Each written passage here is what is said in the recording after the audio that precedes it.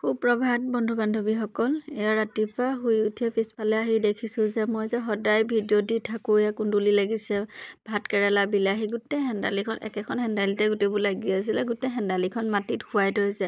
কালি ৰাতি 10:30 মান বজাত বহুত ডাঙৰ বতাহ ধুমুহা আহিছিল আৰু সেই বতাহ ধুমুহাই আমাৰ এই কাষতে থকা তামোল গছ কেইজোপামান আছিল, তাৰে এজোপা ভাঙিলে আৰু এজোপা পূৰা হাউলি আছে, মানে সেইজোপাও পৰিলেহেঁতেন।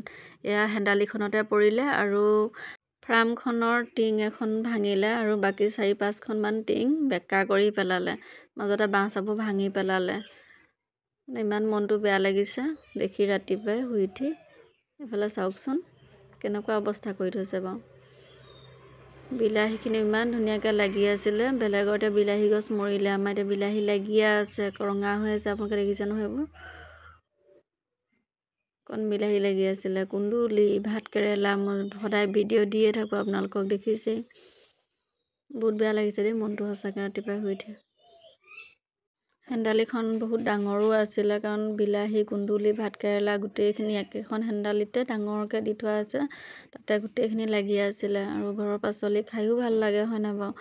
এতিয়া গোটেই হেন্দালিখন মানে কেনেকৈ এতিয়া উঠাব ভাবিয়ে পোৱা নাই। অকলে এতিয়া বাঁহ চাহ কাটি মেলি বহুত, আৰু এইখিনি কাটি পেলাই দিবলৈও মানে দিগদাৰ হৈছে নহয়। এতিয়া লাগি আছে গোটেইখিনি, বোলে কোনোবা এজোপা গছ মৰিছে সেইটোও নহয়, গোটেইখিনি সমানে লাগি আছে। কুন্দুলিও লাগি আছে, ভাত কেৰেলা লাগিছিলেহে, বেছি দিন হোৱাই নাই ভাতকেৰেলা লগা। সেইদিনা আপোনালোকক ভিডিঅ' দিছিলোঁ, দেখিছিলে।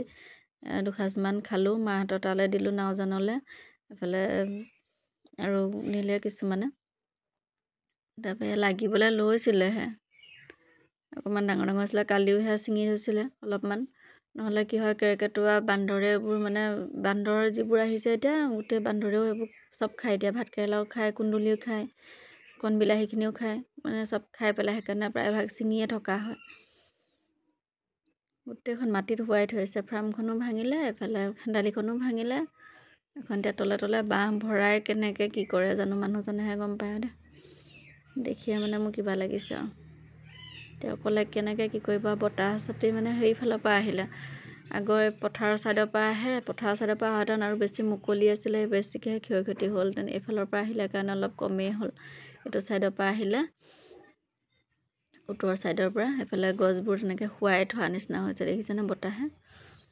অকল আমাৰে ঘৰতে ক্ষতি হোৱা নাই, বহুতৰে ক্ষতি হৈছে। এইফালে তামোল গছ ভাঙিছে, টিঙৰ চালি তালিবোৰ চবৰে মানে উৰুৱাই নিছে। কিছুমানতো ঘৰেই নাই বুলি কোৱা শুনিছোঁ, ঘৰ ভাঙি পেলালে বোলে আমাৰ গাঁৱতে। কেনেকুৱা হৈছে বাৰু, লাগি থকা বস্তুবোৰ এনেকুৱাকৈ মানে নষ্ট হ'লে বেয়া লাগে। এইফালে চাওকচোন তামোলবোৰ ভাঙি কেনেকুৱা হৈছে, দীঘল তামোলৰ গছবোৰ ভাঙিছে যেবা।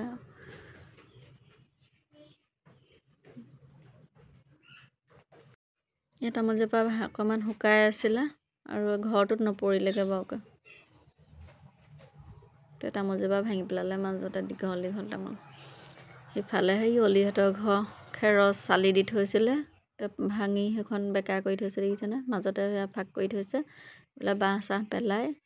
অকল আমাৰ ঘৰতে নহয়, মানে সকলোৰে ওচৰতে চবৰে কিবা নহয় কিবা এটা হৈছে আৰু। এইফালে দাদাহঁতৰ ঘৰত এসোপা টিংসোপা পেলাই দিলে, গোহালি ঘৰৰ চবৰে। মুঠতে অকল আমাৰ বুলিয়ে নহয়, গোটেইখন অৱস্থা নাইকিয়া কৰি থৈছে, মানে কোনো কাৰো চাব নোৱাৰি। ইমানে বেয়া কৰিছে। আপোনালোকৰ ফালে বাৰু বতাহ ধুমুহা দিছিলেনে ক'বচোন।